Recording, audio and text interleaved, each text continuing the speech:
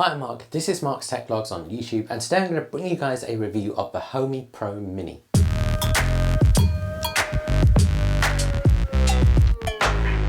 Now, this device was originally launched in the USA in January, and I've been waiting ages for it to come to the UK, and at the end of September, that finally happened. Now, I've really wanted to try out this device for a while and the whole Homey ecosystem, and Homey were kind enough to offer to send me one to review for you guys. That means I haven't paid for the product you're going to see in this review. However, it's not a sponsored video, and Homey have absolutely no idea what I'm going to say until this video goes live. That's if they even bother to watch it. This is also going to be one of the longest reviews I think I've ever done on this channel, so there are going to be chapters below to help you guys find the part that you're interested in. But let's start by talking about what Homey actually is. So Homey is basically a way of connecting all of your smart home devices together into one hub. So if you wanted your Philips Hue motion sensor to trigger your SwitchBot curtains, Homey could help you achieve that. And yes, there are other platforms out there that do that. There's platforms like Home Assistant and Habitat, but Homey aim to make this nice and simple. And I come at this as someone who has a relatively simple smart home setup. So I have a lot of devices in my smart home, most of which are Apple Home compatible. There's a few that aren't, so I use Homebridge on a Raspberry Pi to get those into Apple Home. Then all of my automations, apart from two things, live in Apple Home. That means Apple Home runs a majority of my automations, my HomePod Minis acting as my hubs. The two exceptions to this are my Tado Smart Heating, which runs in the Tado app, and I do pay for that subscription. And I also have a little piece of code on my Raspberry Pi that kind of automates between my kitchen extractor fan and the wattage on one of my plugs. My setup with Apple Home does generally work well, but it has led to some pretty complicated Siri shortcuts. And the Siri shortcut interface is just a bit clunky in places, especially when you're trying to do complex things. I also find that sometimes the Mac Apple Home app when you're editing shortcuts doesn't work particularly well. And of course I can always go to my phone or iPad to tweak those things, but having a bigger screen is sometimes more useful. So I come at Homey from that perspective, and I really came at it with two key questions. The first being, can it make these complicated automations easier for me to configure? And then the second thing being, can it work with everything I've already got in my smart home? And I'll dive into all of that throughout this review. But let's continue and talk about what the Homey Pro Mini is and how it compares to the Homey Pro. The biggest difference is price. So the Homey Pro will set you back £399 compared to £199 for the Mini. The Homey Pro, however, doesn't have built-in Ethernet, just Wi-Fi. So if you want a more reliable connection, you're going to have to spend an extra £30 on an Ethernet adapter. The Mini comes with Ethernet built in, but no Wi-Fi. Now, neither device require a subscription, which is great, but if you do want automatic backups, you can purchase that for £10 a year. This isn't much at all for something like that, and I'd recommend most people do that. So what are the trade-offs between the Pro and the Pro Mini? So firstly, as I said, the Mini has no Wi-Fi built in, but it does have Ethernet, and that's the best way to connect to your home network anyway for improved reliability. Secondly, the Mini has 1GB of RAM compared to the Pro's 2GB of RAM.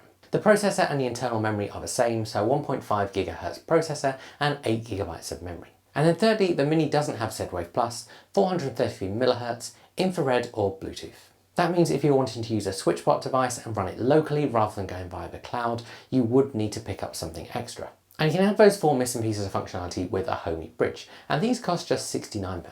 And realistically, this brings the price down quite considerably from the Pro. And so I do think most people should probably go for the Mini over the Pro. So let's just talk about the Mini from now on and get on to design. So the Homey Pro Mini is a small black box with rounded edges, a logo on the top and a light on the front. It has holes on the bottom for wall mounting if you want to do that, and a USB-C and Ethernet port on the back.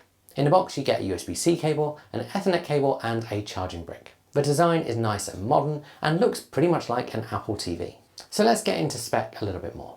So the Pro Mini supports Matter 1.3, Zigbee 3, and it can act as a thread border router as well. It connects to your home network via Ethernet and is powered by a USB-C cable. This connects to a 20-watt adapter. The quad-core processor inside is 1.5 GHz with 1GB of RAM. It also has 8GB eMMC memory inside it as well. This is going to be plenty for most users. The big selling point is that the Homey Pro Mini processes most things locally. By most things, I mean that's unless your device relies on a cloud connection. For example, using a SwitchBot device without Bluetooth.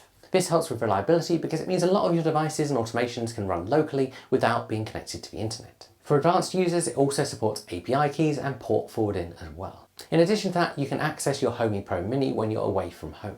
Of course, it does need to be connected to the internet for that to work. If you want to create backups, you can do this from the web interface and a web browser. If you want these to happen automatically, it'll cost you £10 a year, and then they get stored in the cloud as well. Now, the Homey Pro Mini, much like the Homey Pro, also supports some experimental features. One of these is Apple Home. That means you can add your Homey Pro Mini into your Apple Home app as a hub, and then anything you add to your Homey Pro Mini will then appear in Apple Home. There's a nice option to toggle this off if you want to, so if you've already got things in Apple Home, you can make sure it doesn't duplicate them. Another feature is you can SSH into it. One other experimental feature lets you create virtual devices and buttons. So then, having mentioned Apple Home, we should talk about compatibility. So the Homey Pro is compatible with a lot of third-party services. And generally this happens through what Homey call apps. Some of these are official apps and some of these are community created apps, because anyone can program an app if you know how to write code. Homey have quite extensive documentation on how to do this. Now before buying one, I would recommend checking out which apps are compatible and which devices are compatible within those apps. Some of the most popular ones are things like Philips Hue, Tado, IKEA and Aqara. And of course, if you've got existing smart home products, you are going to want to make sure they're compatible with Homey. And you will want to click into those apps and check which devices are actually compatible. For example, none of Aqara's cameras are compatible with the Aqara app. Another example is the Aqara U200 Smart Lock, which isn't listed in the Aqara app for Homey. However, because it's a Matter product, you can turn on pairing mode and add it into Homey. One big thing missing is support for Tour or Smart Life devices. And this doesn't exist as an official app because Tour pulled support for the Homey. There are community apps, but that involves creating a Tour cloud account, so there are a few more extra steps to do that. This is a slightly more complicated process for advanced users.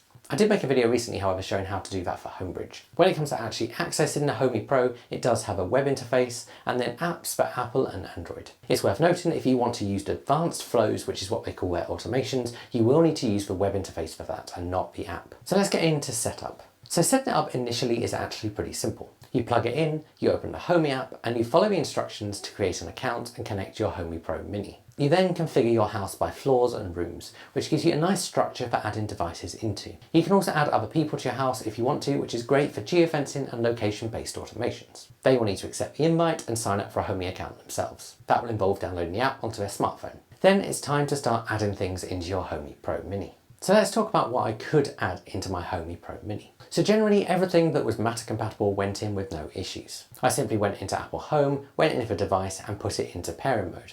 I then copied the code and went back into Homey and added it in that way. This allowed me to easily add things like my Matter compatible smart shades and also my Aqara U200 Smart Lock. Tado devices also got added straight into Homey this way as well. And Tado is a great example of how the whole ecosystem works, because when you're adding something like a Tado device in, even if you're just doing it by Matter mode, it kind of goes, oh, this is a Tado device, would you like to add the Tado app? At this point I did that, and it's worth noting that Tado and Tado X devices are supported. I managed to get my Tour Fuse Spur in as well using one of the Tour community apps. This was quite easy because I already had developer keys I created for my Homebridge installation. Some of my other Aqara devices could get added in as well by putting them into Matter pairing mode. My newer Meros devices, which are Matter compatible, were also able to be added by using the Meros app. The same went for SwitchBot devices, and actually I just paired the Matter hubs and I didn't even add the official app for most of my devices. Philips Hue also went in super easily because you just add the bridge and then all of your lights appear there. For all of your devices, once you've added them, you can name them and add them to a room and floor. And this leads nicely to talk about what I couldn't add into the Homey Pro Mini. So I didn't add a couple of Zigbee devices from Aqara. That's largely because I'd have to put them into pairing mode to do that, and I didn't want to lose any of my existing settings, especially with my presence sensor. I also found that any product that is just Apple Home compatible couldn't be added in.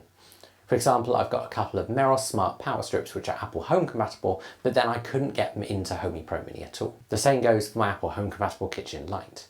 Likewise, I haven't been able to get any cameras in because all of my cameras are made by Aqara and therefore aren't currently compatible. And then of course, as you'd expect, things like HomePod Minis and Apple TVs just aren't compatible. And so really it's a mixed bag of what things I can and can't get in from my existing smart home. So let's talk about what it's like to use. So whether you're using a Homey app or the web interface, it all has a really nice interface to use. You can also create specific dashboards if you want to have a particular layout. This is great if you just want your favorite devices to be in one place. The Devices tab in the app shows you highlights at the top, and then you can browse devices by zone and room. Quick tapping a device like a light bulb simply turns it on or off, and clicking through gives you some more options. That includes seeing any flows that are attached to that, and also logs of the device and what's activated it. For example, for a Hue light, whether it was the Homey or Hue app or something else that activated it last. This list of devices quickly shows some information as well, depending on the device. For example, if motion is detected on a motion sensor. You can also show things like battery life at a glance or if a device has lost connection. You can tweak which quick information is shown as well. Where Homey really comes into its own, however, is with the flows. And these are basically Homey's version of automations, and these are incredibly powerful. So firstly, there's the flows you can edit in the app itself. You can sort these into folders, which is great for keeping everything organized. And when you create a flow, you basically choose a when. This is the main trigger. For example, this could be a time, it could be when everyone's left home, it could be when someone arrives home, or it could be when another device does something, or basically anything else. That includes if another flow has run. Then you have an optional AND. For example, if you had an automation you wanted to run at 5 p.m. every day, your AND could be someone is home. You can add more than one of these as well. So it could be it runs at 5 p.m. every day if someone is at home and the weather outside is rainy. And then the third part of a flow is the then. And this is the action. So all of the stuff that happens. So this could be a whole series of devices you want to control, or just one. You can also set up to send you a notification as well. This flow system is really easy to follow and incredibly well thought out. It's probably the best automation experience I've seen on any kind of smart home device. The only thing I've found is that with some of the geolocation ones, you don't always see what you actually want. For example, you might not see an automation for when the last person has left home. However, if you find one that is basically the opposite, there is a toggle to invert it. This means you can achieve when the first person arrives and last person leaves kind of automations. One of the great things with the Homey Pro Mini is it can achieve an automation that I currently have written in code. So I can have an automation that reads my Shelly smart plug attached to my kitchen extractor hood and it grabs the wattage. If the wattage goes above a certain level, it can toggle my TUA smart plug. When it goes below a certain level, it can turn it off again. This automation basically means that the extractor fan on the wall in my kitchen comes on with the cooker hood. This is something I cannot do in any other platform apart from Homey Pro or with custom code. Of course, I could achieve it in Home Assistant if I used that. In the flows list, you can long press 1 to run it, you can favorite it, rename it, move it between folders and enable or disable it. Then you have advanced flows, which you can only use from the web interface, which is found at my.homey.app in a web browser. You don't have to be on the same network and you can access this when away from home as well. And I really like advanced flows because the interface is really simple, but you can do some really complicated stuff here. For example, you could set up an entire heating schedule and you could leave that to run all year. So in this example, I set up several time triggers throughout the day based on time and presence. Some of these check if someone is at home, then they also check the weather where I live to see if the outside weather is a certain temperature. They can then set my underfloor heating to heat to a certain temperature. This means I can leave my heating on all year, but know that it will only run in the winter months when outside is cold enough. And this gives me a whole series of very complicated flows in one place. When you're creating these advanced flows, you can drag lines between different things and also reuse different things. One thing you'll notice is that in the example I'm showing you, I have a lot of set the mode to heats. If I wanted to, I could drag multiple lines just to one of these. However, I've laid it out like this just so it's easy for me to read. And these advanced flows show you the power of being able to combine all of your devices into one. So you could have radiator thermostats by Meros and still get them to trigger your Tado heating control. And I absolutely love these advanced flows because they're super easy to use, and as someone with very complicated Siri shortcuts, they make this really easy to achieve complicated things. And I personally wish Apple would just copy this for Apple Home. And these flows work really well and are generally pretty reliable. I've also found that the geofencing is pretty reliable as well. This means it easily knows when the first person's left or the last person arrives or whatever you want to achieve with geofencing. However, in really wanting Homey to be the place I have all of my automations, I have found a few issues in testing it out and using these.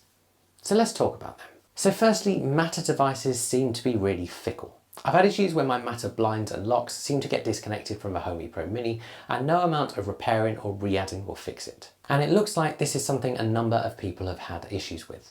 And this does pose a pretty big issue for reliability because these devices do not drop out of Apple Home, just the Homey Pro. And secondly, companies can, in theory, just pull support.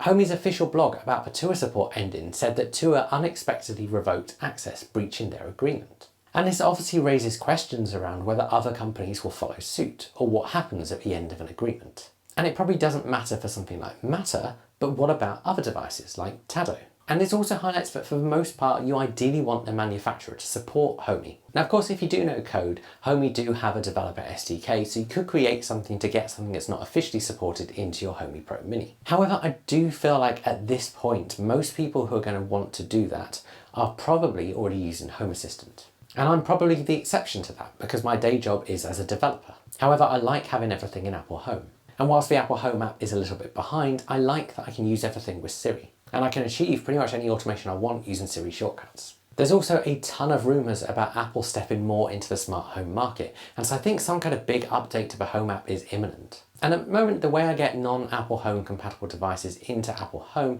is via Homebridge, but I could do that with a Homey Pro Mini pretty easily. And this is thanks to the experimental Homey feature that lets it act as a bridge in Apple Home. This works well, and I love that you can choose which devices it actually exposes rather than it just blanket exposing all of them. This is great for existing smart home setups. And all of this brings me onto my verdict for Homey Pro Mini. And as you probably guessed throughout this review, it's a real mixed bag. So let me break it down. If I was starting my smart home from scratch, I would buy a Homey Pro Mini. I'd then make sure all of my devices were compatible with Homey and get all of my devices in the Homey Pro Mini. I'd then expose them to Apple Home using the integration within that. This would allow me to control all of it with Siri. The interfaces and the software that Homey have got is, in my opinion, just nicer than Home Assistant. I also think for the most part it works well and is nice and easy to use. And for everything it packs in, there is no subscription. And that makes the Homey Pro Mini really good value, especially for things like geofencing. And if you start kind of from scratch with that, it'll help you create a nice, reliable smart home with a lot of things that run locally. However, I do have real concerns about the reliability of Matter devices in the Homey Pro Mini. And as someone with an existing smart home, I feel like the Homey Pro Mini was very close to being the thing that I needed, but it's just not quite there. What I really wanted to do was to be able to move everything into that, cancel my Tado subscription, and be able to have everything, including complicated heating schedules, within it. However, because Matter seems to be unreliable, I actually just can't do that. That's in addition to the fact that I can't get everything I own into Homey. And for those reasons, it's very difficult to give a full verdict on whether I think you should buy this or not, because I think it does depend on your use case. And I really wanted to like this, but in testing this over the last month, I just think it's not quite there. I think the reliability issues are just a big elephant in the room for me. And I think it probably boils down to the fact that despite Matter being a big way of making things more and more compatible, you probably need to choose an ecosystem and work around that. So for me, that's Apple Home, and that's where I'm going to be keeping my integrations for now. And I'll be bringing in devices that aren't natively compatible using Homebridge. And yes, I'll still have a little bit of custom code on my Raspberry Pi as well, and there'll be a couple of things that I need to pay a subscription for example with Tado, but that just seems to work better and more reliably for me. I'd love to know if anyone else has had Matter compatible issues with the Homey Pro or Homey Pro Mini, so let me know below. If you've got any questions about this device, stick them below as well and I'll answer those for you. I'll also put links below to the Homey Pro and Homey Pro Mini and the Homey Bridge below. They will go to Amazon in whichever country you're in, and they're affiliate links. If you make a purchase with one of his links, it just helps his channel out, so thank you very much. If you've enjoyed this video, give it a like, subscribe to my channel, and I'll see you guys again soon.